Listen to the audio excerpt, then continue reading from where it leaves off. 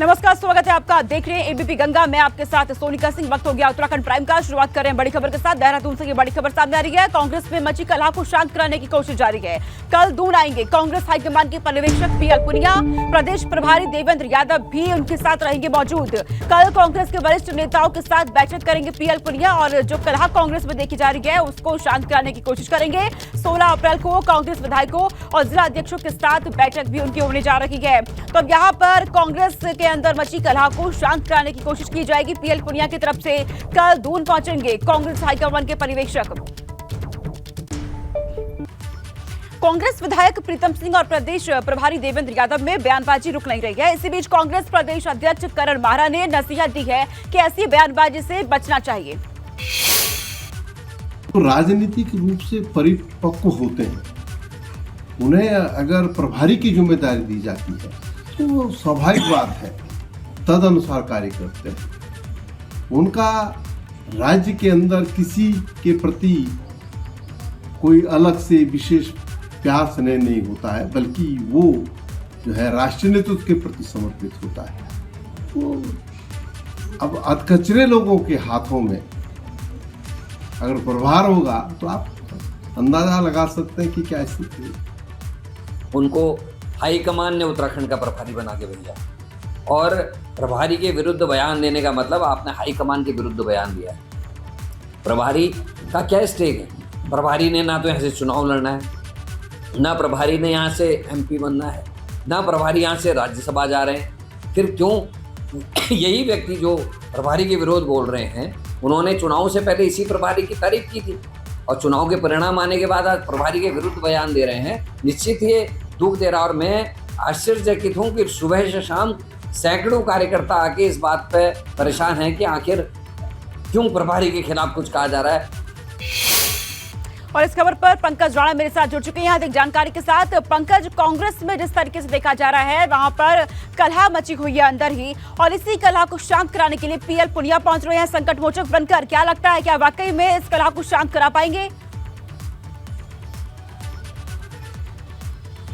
सोनिका, देखिए कोशिश यही की जा रही है कि कांग्रेस संगठन के अंदर जो कलह मची हुई है, जो लगातार बड़े नेता बयानबाजी कर रहे हैं, उसको किस तरह से शांत किया जाए। पिछले जब से चुनाव उत्तराखंड में हुए हैं 2022 के चुनावों के बाद जो कांग्रेस को हार मिली थी, उसके बाद से लगातार तमाम नेता अपने वर्चस्व की लड़ाई के लिए लगातार इस तरह की बयानबाजी कर रहे हैं। करण मेहरा अध्यक्ष बने थे, उसके बाद ही कांग्रेस के अंदर तमाम तरह की फूट खड़ी हो गई थी। एक तरफ हरीश रावत लगातार बयानबाजी कर रहे थे, तो एक तरफ प्रीतम सिंह लगातार बयानबाजी कर रहे थे। लेकिन प्रीतम सिंह ने एकाएक सीधे तौर पर चुनावों के बाद प्रदेश प्रभारी देवेंद्र यादव पर सवाल खड़े कर दिए। और ये एक बार नहीं हुआ, कई मर्तबा उन्होंने इस तरह के सवाल खड़े किए, कई तरह से संगठन को लेकर सवाल खड़े किए। कांग्रेस में जितने भी पदों पर नियुक्ति की गई उनको लेकर सवाल खड़े किए, जिला अध्यक्षों की नियुक्ति को लेकर सवाल खड़े हुए। कार्यकारिणी का गठन आज तक इसी वजह से नहीं हो पाया। तो इन तमाम चीज़ों को कांग्रेस संगठन ने रोकने के लिए ये कोशिश की है कि एक पर्यवेक्षक की नियुक्ति यहाँ की जाए और पर्यवेक्षक के तौर पर पीएल पुनिया को उत्तराखंड भेजा जा रहा है। कल शाम को वो यहाँ पहुंचेंगे और एक एक करके सभी नेताओं से बातचीत करेंगे। क्योंकि देखिए बड़ी महत्वपूर्ण चीज़ सोनिका ये है कि आगामी जो चुनाव आने वाले हैं, पहले एक रिहर्सल के तौर पर देखा जाएगा वो निकाय चुनाव होंगे और निकाय चुनाव के तुरंत बाद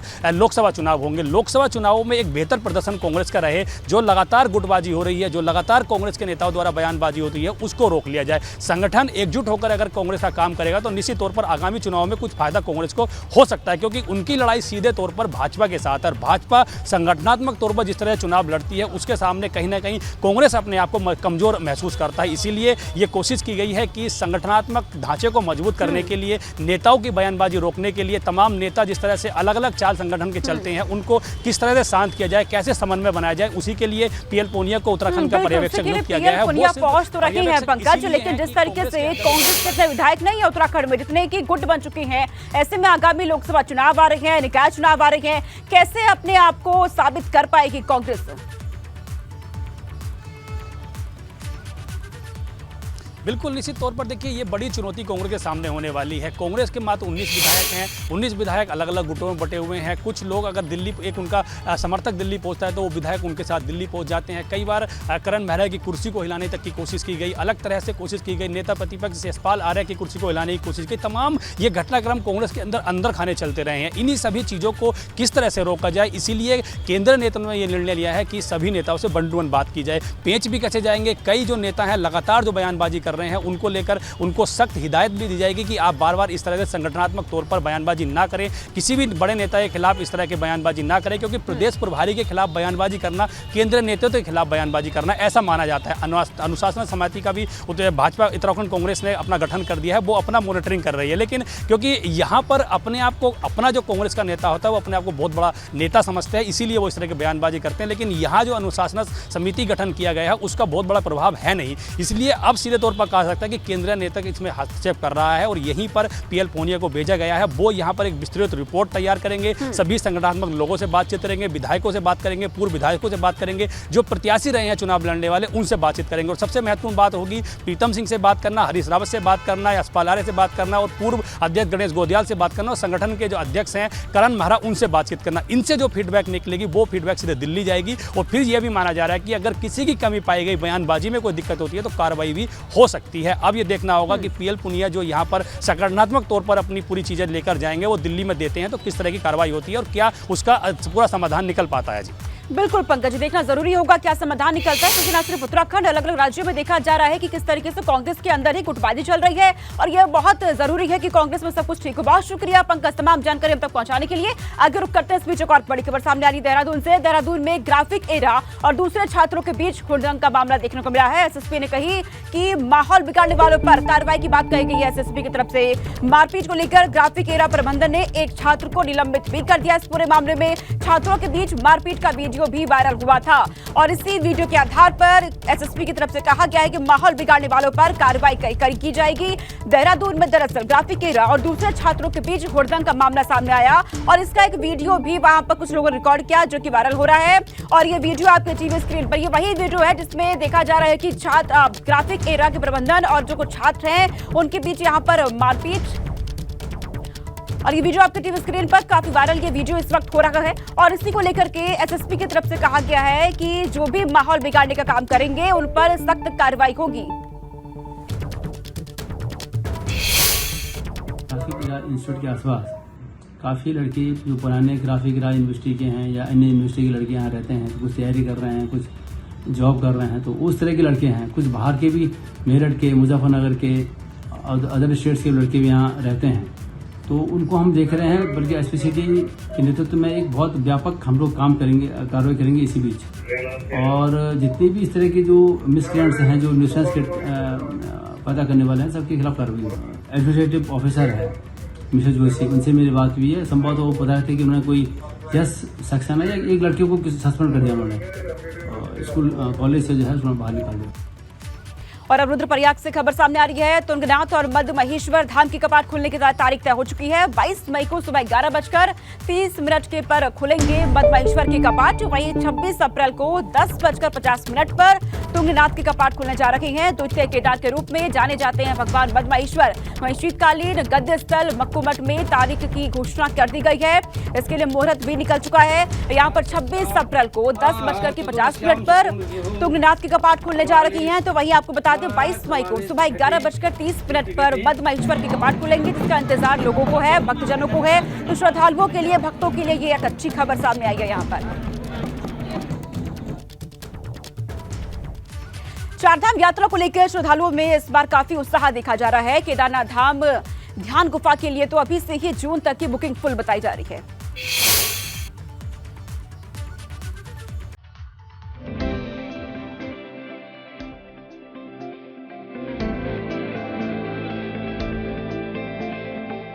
ये तस्वीर उस समय की है जब पीएम मोदी केदारनाथ धाम आए थे और उन्होंने ध्यान गुफा में एक रात बिताई थी। उसके बाद से ही केदारनाथ की ये ध्यान गुफा चर्चा में है। पिछले कुछ साल से ध्यान गुफा में एक रात बिताने के लिए श्रद्धालुओं में जबरदस्त क्रेज है। GMVN का कहना है कि ध्यान गुफा की जून तक बुकिंग फुल हो चुकी है।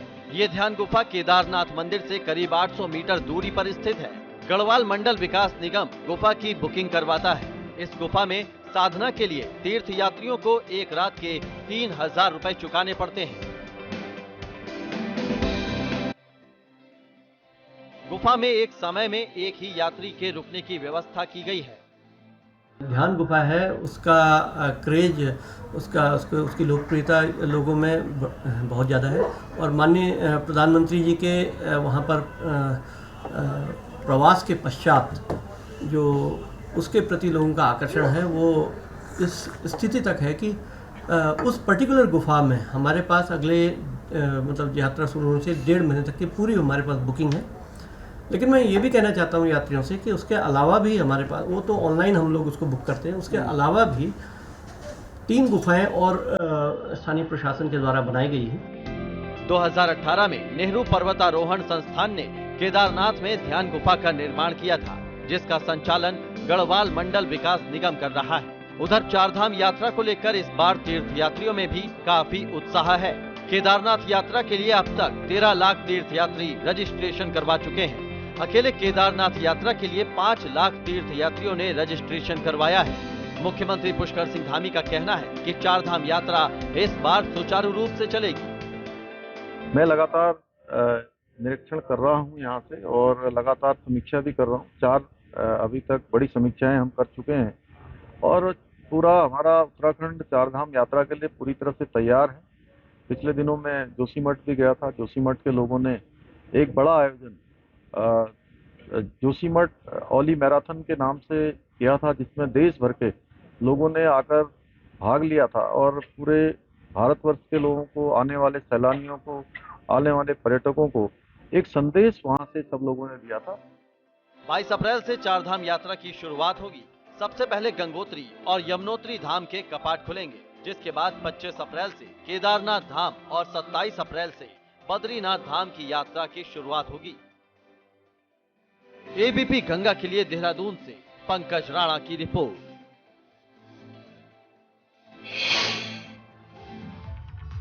चारधाम यात्रा में बम्पर रजिस्ट्रेशन से इस बार गढ़वाल मंडल विकास निगम को बम्पर कमाई की उम्मीद है। यात्रा शुरू होने से पहले अब तक गढ़वाल मंडल विकास निगम की तकरीबन 9 करोड़ रुपए की बुकिंग पहले की हो चुकी है, जो पिछले साल की अपेक्षा काफी ज्यादा मानी जा रही है। चारधाम यात्रा मार्गों पर गढ़वाल मंडल विकास निगम के तकरीबन 70 बड़े होटल हैं, जिनकी बुकिंग लगातार फुल होती जा रही है। इसके साथ ही इस बार गढ़वाल मंडल विकास निगम केदारनाथ यात्रा मार्ग पर भी टेंट कॉलोनी की संख्या बढ़ाने की तैयारी कर रहा है।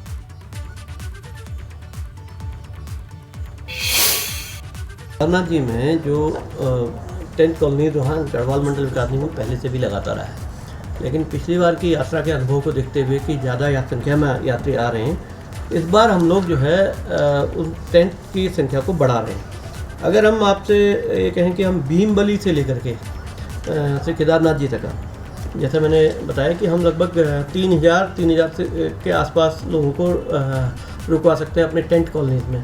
उसमें टेंट भी हैं, हट्स भी हैं, वो भी हैं। तो इसमें जो इस बार हमने जो लगभग अपनी कैपेसिटी है वो लगभग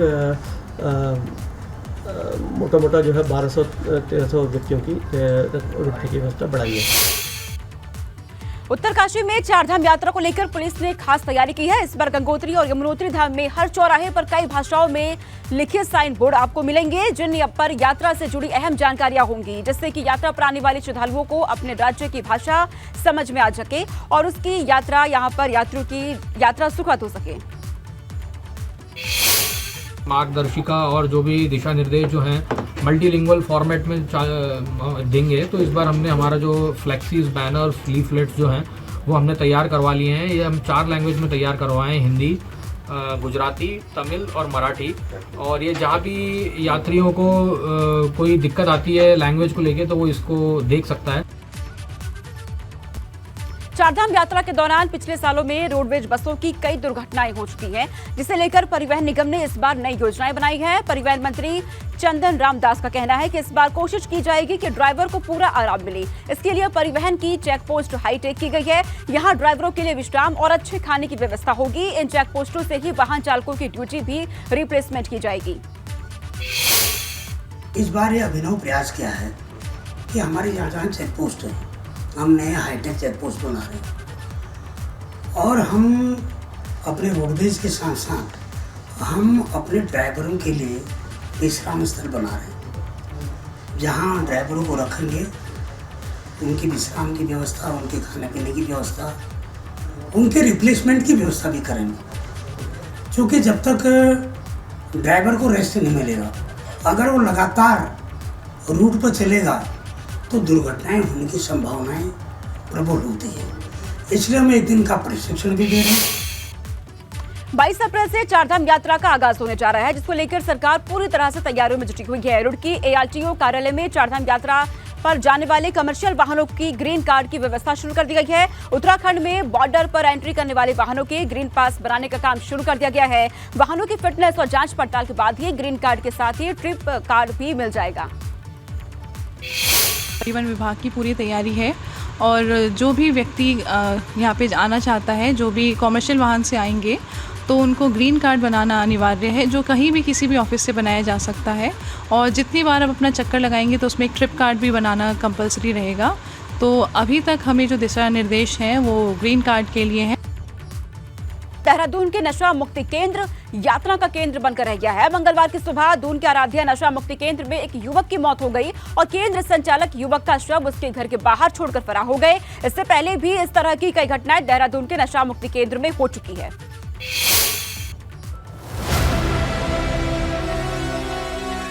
मौत बांट रहे नशा मुक्ति केंद्र। नशा मुक्ति केंद्र में एक के बाद एक मौत। आखिरकार नशा मुक्ति केंद्रों में हो क्या रहा है? क्या नशा मुक्ति केंद्र मनमानी पर उतर आए हैं? ये तस्वीरें कुछ रोज पहले की हैं, जब देहरादून में एक नशा मुक्ति केंद्र में युवक की मौत पर हंगामा हो गया था। आरोप है कि सिद्धू को बुरी तरह पीटा गया, जिससे उसकी मौत हो गई। देहरादून के नशा मुक्ति केंद्रों में मौत का ये पहला मामला नहीं है, इसलिए अब उत्तराखंड के नशा मुक्ति केंद्र कटघरे में खड़े हो गए हैं। 5 अगस्त 2021 को दून के नशा मुक्ति केंद्र में भर्ती युवती के साथ दुष्कर्म की घटना हुई। 23 अगस्त 2021 को परिवर्तन नशा मुक्ति केंद्र से 12 युवक भाग गए, जबकि 17 सितंबर 2022 को केंद्र के बाथरूम में युवक का शव लटका मिला। 12 अक्टूबर 2022 को वसंत विहार नशा मुक्ति केंद्र से 10 लोग फरार हो गए, जबकि 24 अक्टूबर 2021 को नशा मुक्ति केंद्र में एक युवक की मौत हो गई। 20 मार्च 2023 को नया सवेरा नशा मुक्ति केंद्र में युवक की मौत का मामला सामने आया। देहरादून के नशा मुक्ति केंद्र अपराध के अड्डे बन चुके हैं। इन नशा मुक्ति केंद्रों में भर्ती मरीजों को यातनाएं दी जाती हैं, उनके साथ मार पिटाई होती है और उनकी मौत हो जाती है। इस तरीके के कई मामले देहरादून के नशा मुक्ति केंद्रों से उजागर हो चुके हैं। यहाँ तक कि क्लेमेंट टाउन में एक युवती ने नशा मुक्ति केंद्र संचालक पर उसके साथ दुष्कर्म का भी आरोप लगाया था। नशा मुक्ति केंद्रों में एक के बाद एक घटनाएं हो रही हैं, मगर पुलिस की कार्रवाई सिर्फ रिपोर्ट लिखने तक ही सीमित है। यदि मारपीट इत्यादि से डेथ हुई है तो उसमें FIR वगैरह की जानी चाहिए और सारे जितने भी नशा मुक्ति केंद्र है उसकी सूची वगैरह करा लें, उनसे उनके परिपत्र वगैरह इत्यादि ज़रूर चेक करा लें। इसके लिए एक अलग से दिशा निर्देश जारी कर रहा हूँ मैं। नशा मुक्ति केंद्र में उन लोगों को भेजा जाता है जिन्हें नशे की लत होती है, मगर ये कोई नहीं चाहेगा कि नशा मुक्ति केंद्र में उनके अपने घर वापस ही न लौटें। मगर ये घटनाएं साफ करती हैं कि राजधानी के नशा मुक्ति केंद्र यातना गृह बन चुके हैं। पुलिस और प्रशासन इस पर मौन है। ऐसे में सवाल है कि ऐसे नशा मुक्ति केंद्रों पर कार्रवाई करेगा कौन? कुल मिलाकर कोई जिम्मेदारियां तय नहीं हुई है और यही वजह है कि लगातार इस तरीके के बड़े अपराध नशा मुक्ति केंद्रों में देखने को मिल रहे हैं। सहयोगी क्रिस्टोफर लॉरेंस के साथ रवि कैंथ्रा, ABP गंगा, देहरादून। और अब बात कोटद्वार की, जहां शराब की दुकान का विरोध हो रहा है। दुर्गापुर इलाके में शराब की दुकान के विरोध में महिलाओं ने प्रदर्शन किया। महिलाओं की मांग है कि इस इलाके से शराब की दुकान को दूसरी जगह पर शिफ्ट करना चाहिए। महिलाओं का कहना है कि शराब की दुकान के पास सरकारी विद्यालय, 2 बैंक और धार्मिक स्थल है। शराब की दुकान खोलने से इस क्षेत्र का माहौल खराब होगा। बहुत बड़ी संख्या में वहां पर सत्य पहुंची है। थोड़ा सा ये भारत माता की हमारे बच्चे श्रवण कुमार और जो इस चौराहे के जो 2-3 दलाल हैं। उधर कुमाऊं कमिश्नर दीपक रावत ने हल्द्वानी में खस्ताहाल सड़कों का निरीक्षण किया। इस दौरान दीपक रावत ने सड़कों की खस्ताहाल स्थिति को लेकर अधिकारियों को फटकार भी लगाई है। सड़क पर हो रहे जल भराव को लेकर दीपक रावत ने संबंधित विभाग को फटकार लगाई।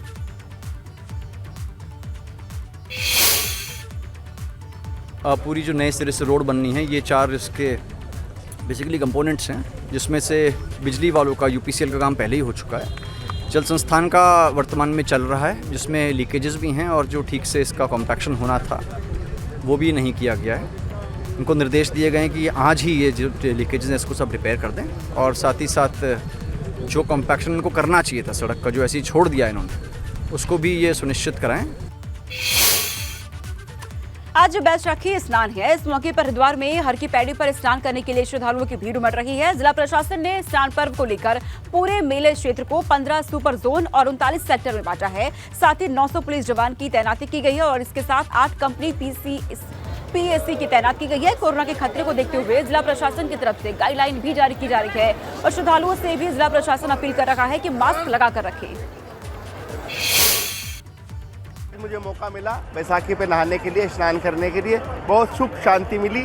यहाँ हमारी ड्यूटी भी रहती थी कावड़ में, कुंभ में, हमेशा यहाँ आते रहते थे। आज अलग ही नज़ारा है यहाँ का। ऐसे तो देखा जाए तो स्वर्ण दान का सबसे महत्व है, फिर रजत दान है, फिर ताम्र दान है, फिर चावल का दान है और वापस खीर का दान है। खीर का दान है, उसी दिन से प्याऊ लगाए जाते हैं। हमारे देश में एक परंपरा है कि उसी दिन से, बैसाखी से ही जो बड़े बड़े दानी लोग हैं वो आश्रमों में, मठों में और सामूहिक जगहों पर वो प्याऊ लगा करके सामान्य जल भी पिलाते हैं, शरबत भी पिलाते हैं।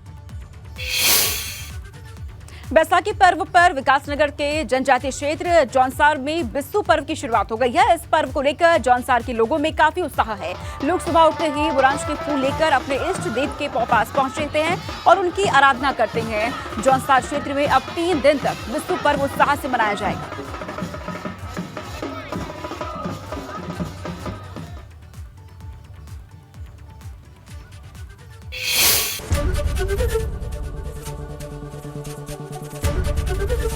ABP गंगा, खबर आपकी, जुबान आपकी।